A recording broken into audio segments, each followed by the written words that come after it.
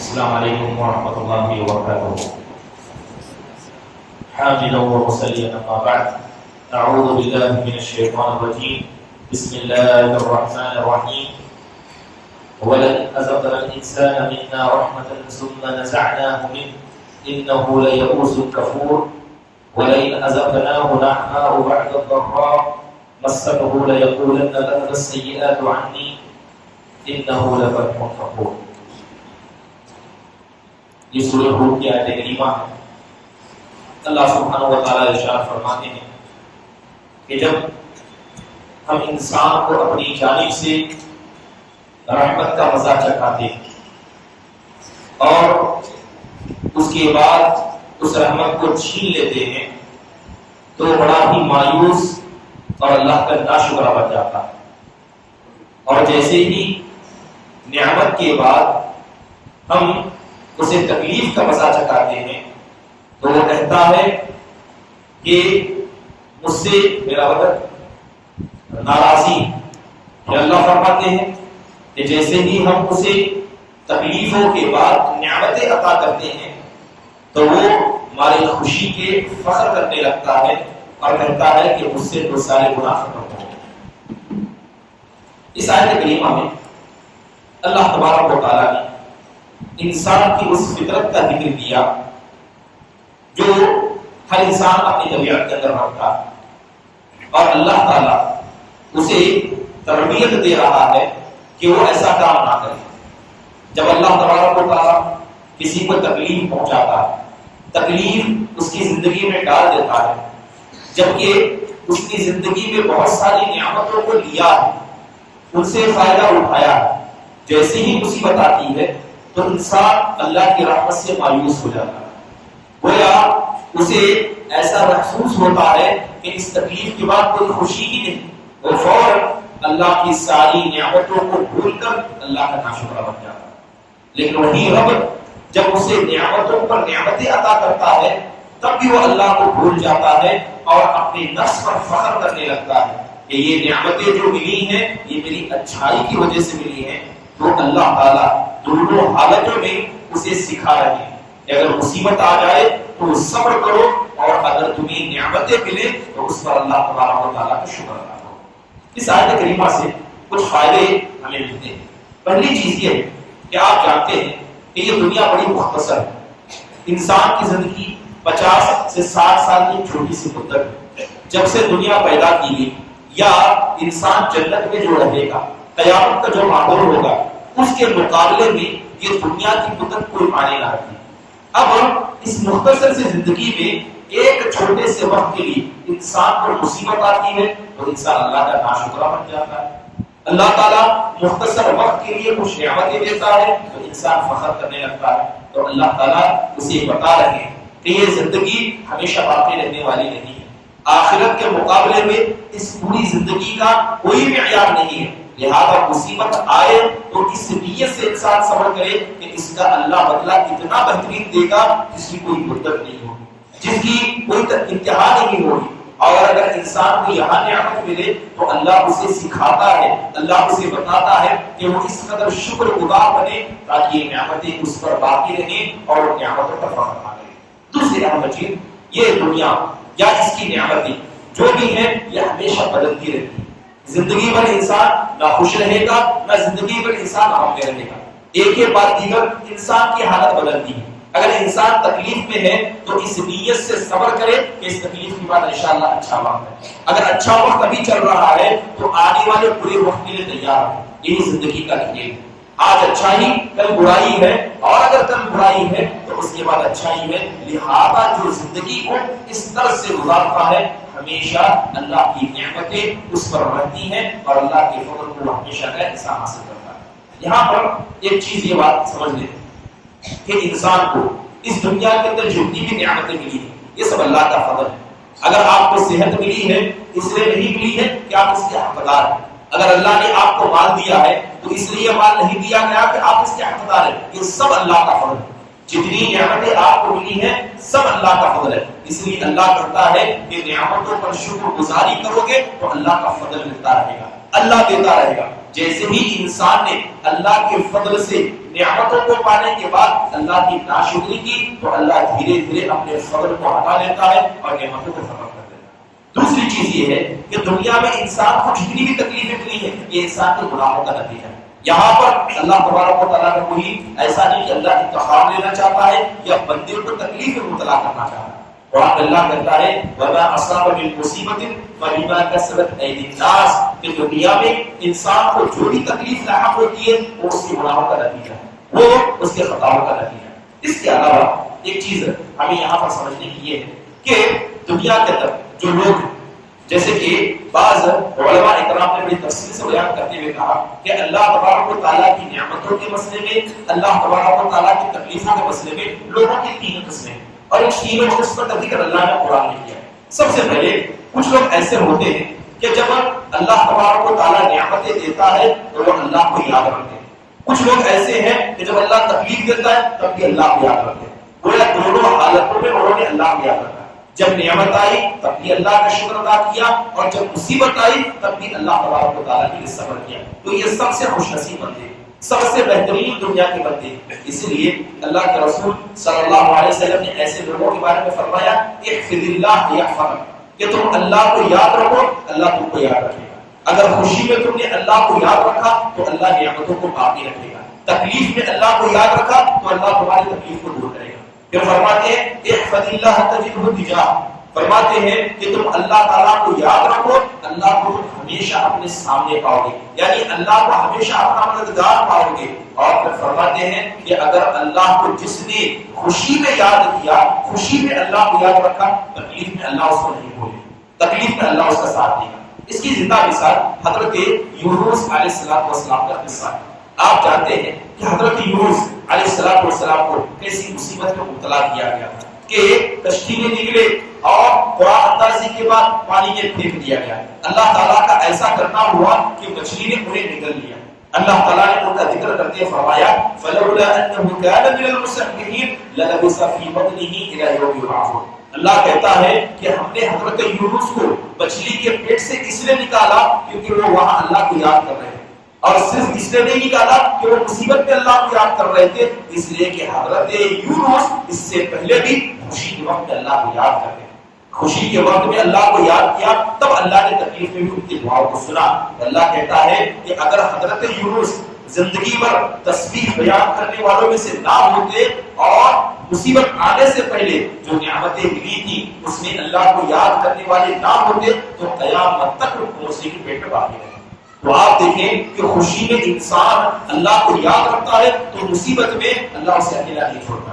تو یہ سب سے خوش نصیب لوگ ہیں۔ اور آپ نے وہ 3 غار والوں کا قصہ سنا ہوگا۔ یہ 3 لوگ تھے، اچانک غار کا دروازہ بند ہو گیا، مصیبت آئی، انہوں نے اللہ کو پکارا، حوالہ کون سے دیا؟ حوالہ اس زندگی کا دیا جس زندگی میں وہ نعمتوں میں تھے اور نعمتوں میں رہ کر انہوں نے اللہ کا شکر ادا کیا تھا، نعمتوں میں رہ کر اللہ کو یاد رکھا تھا، تو مصیبت آنے پر اللہ نے ان کو بچایا۔ تو یہ سب سے بڑا فائدہ وہ قانون ہے کہ جو آدمی تکلیف سے پہلے نیکی میں خوشی میں اللہ کو یاد رکھتا ہے، مصیبت میں اللہ تعالیٰ کیا ہے ان کا مددگار بن جاتا ہے۔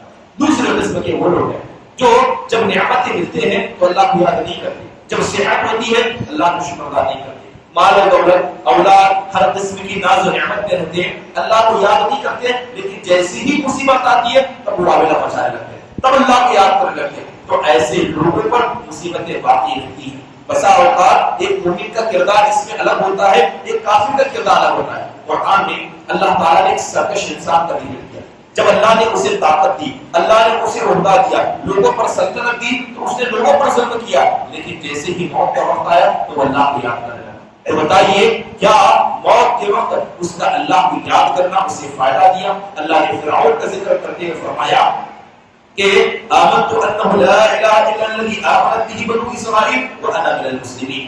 جیسے ہی وہ سمندر جو 2 ٹکڑے میں بٹ چکا تھا اللہ کے حکم سے مل گیا، فرعون پانی میں تیرنے لگا، تو وہ کہتا ہے کہ میں اس کی رب پر ایمان لایا جس کے علاوہ کوئی معبود برحقی نہیں ہے، میں اس اللہ پر ایمان لایا جو بنو اسرائیل کا رب ہے، میں مسلمان ہوں۔ زندگی میں اللہ کی نافرمانی کی، موت آنے پر اللہ کو یاد کیا، تو کیا اس کا یہ اللہ کو یاد کرنا، کیا اس کا یہ کلمہ پڑھنا اسے فائدہ دیتا ہے؟ بالکل نہیں، بلکہ اللہ نے ڈانٹتے ہوئے کہا الآن وقد عصیت، کیا اب تمہیں توفیق ملی؟ کیا تم اب اللہ کو یاد کرتے ہو؟ جبکہ زندگی کے سارے مرحلے میں جب اللہ نے طاقت دی، اللہ نے عہدہ دیا، لوگوں پر سرپرستی دی، تم اللہ کی نافرمان تھے۔ تو یاد رکھیں یہی قصور اللہ کا مومنوں کے ساتھ بھی ہے۔ جو مومن اللہ کو نعمت میں یاد نہیں کرتا، خوشی میں یاد نہیں کرتا، مصیبت میں بھی اللہ اسے تنہا تنہا چھوڑ دیتا ہے۔ اور سب سے خطرناک تو بات یہ ہے کہ جو دنیا میں اللہ کو بھول جاتا ہے، قیامت کے دن اللہ اس کو بھول جائے گا۔ آپ نے سنا ہوگا کہ قیامت کے دن اللہ اپنی پنڈلی کو کھول دے گا، سارے لوگ سجدے میں چلے جائیں گے، لیکن جیسے ہی منافق سجدے میں جانا چاہیں گے، اللہ تعالیٰ ان کی پیٹھوں کو سخت کر دے گا، وہ سجدہ نہیں کر پائیں گے، اور سجدہ نہ کرنے کی وجہ سے ان کا حشر جو ہوگا سب ہوگا۔ اللہ تعالیٰ کہے گا کہ تم نے دنیا میں ہمیں بھلا دیا، آج ہم تم کو بھلا دیں گے۔ ضروری ہے کہ یہ دنیا یہ اللہ تبارک و تعالیٰ کی دی ہوئی بڑی زندگی کی والی نعمت ہے، اس میں انسان اللہ کو یاد کرے۔ تیسری قسم کے وہ لوگ ہوتے ہیں جو نہ خوشی میں اللہ کو یاد کرتے ہیں، نہ تکلیف میں اللہ کو یاد کرتے ہیں۔ ایسے لوگ دنیا کے سب سے بدبخت انسان ہیں۔ لہٰذا انسان کوشش کرے کہ وہ خوشی میں بھی اللہ کو یاد کرے اور تکلیف میں بھی یاد کرے۔ اس لیے کہا جاتا ہے، یہ بڑی حدیث ہے، اللہ کے رسول صلی اللہ علیہ وسلم فرماتے ہیں کہ صدائق المعروف تقی مسائل السوء والآفات والهلاك۔ بتایا جاتا ہے کہ جو آدمی اللہ کو یاد کرتا ہے، جو نیکی کا خوگر ہوتا ہے، ہمیشہ نیک کام کرتا ہے، اللہ اس کا فائدہ دنیا میں بھی انسان کو دیتا ہے۔ اللہ کے نبی کہتے ہیں کہ جو انسان نیکی کرنا اس کی عادت ہوتی ہے، ہر نیک کام کرتا ہے، صدقہ بھی کرتا ہے، والدین کے ساتھ احسان بھی کرتا ہے، رشتہ داروں کے ساتھ صلہ رحمی بھی کرتا ہے، لوگوں کے ساتھ احسان کرتا ہے، لوگوں کی تکلیف کو برداشت کرتا ہے، اللہ کی عبادت کو حق ادا کرتا ہے۔ تو جو انسان نیکی کے کام کرنے کا عادی ہوتا ہے، اللہ ایسے انسان کو بری موت سے بچا لیتا ہے، اور اس بری موت کا تعلق انسان کی دنیا سے۔ اب بری موت سے مراد کیا ہے؟ علماء نے کہا بری موت سے مراد یہ ہے کہ انسان پر دیوار گر جائے، وہ مر جائے، کسی اونچی جگہ سے گر کر مر جائے، آگ لگ کر مر جائے، یا مرتے وقت شیطان اسے وسوسے میں ڈال دے اور وہ کلمہ نہ ادا کر پائے، یا یوں کہے کہ اچانک مر جائے، یا یوں کہے کہ شہرت کی موت مر جائے، ایسی موت جس سے لوگوں مشہور ہو جائے، جیسے کسی کو سولی پر چڑھا دیا جائے۔ یہ شہرت کی موت ہوئی اور یہ بہت بری ہوتی ہے، یہ بری موت ہوتی ہے کہ لوگوں میں آپ مشہور ہو کر مر جائے۔ تو اللہ کے نبی کہتے ہیں کہ جو آدمی نیکی کا کام ہمیشہ کرتا ہے، ایسے انسان کو اللہ بری موت سے بچا لیتا ہے۔ بلکہ حدیث میں اللہ کے نبی نے فرمایا من سرہ ان یستجیب اللہ له عند الشداء والکرب فلیکثر الدعاء فی الرخاء۔ آپ فرماتے ہیں کہ جس انسان کو اس بات سے خوشی ہوگی کہ مصیبت میں اللہ اس کو خوش کرے، مصیبت میں اللہ اس کی مدد کرے، تو جب انسان اللہ کی نعمتوں کو کھاتا رہے تو ہمیشہ اللہ سے دعا کرے، مصیبت آنے سے پہلے اللہ تبارک و تعالیٰ سے دعا کرے۔ بلکہ حدیث میں اللہ کے نبی نے فرمایا ان الصدقۃ تطفئ غضب الرب، یہ جو انسان اللہ کی راہ میں صدقہ کرتا ہے، یہ صدقہ اللہ کے غصے کو ٹھنڈا کر دیتا ہے اور انسان کو بری موت سے بچا لیتا ہے۔ تو ضروری ہے کہ انسان خوشی میں بھی اللہ کو یاد کرے، تکلیف میں بھی اللہ تبارک و تعالیٰ پر صبر کرے۔ اس صورت کے اندر اللہ تبارک و تعالیٰ نے کئی سارے انبیاء کا قصہ ذکر کیا۔